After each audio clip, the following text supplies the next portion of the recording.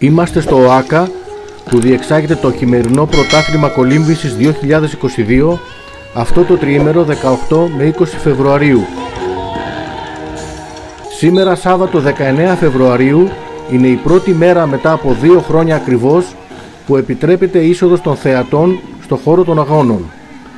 Αυτά τα 2 τελευταία χρόνια είχε απαγορευτεί αυστηρά και δεν έμπαινε κανένας θεατής. Εδώ είμαστε στην εξωτερική πισίνα που γίνονται προπονήσεις ρυθμικής κολύμβησης. Στο χώρο των αγώνων σε λίγο θα δούμε αγώνισμα από τα 200 μέτρα ελεύθερο.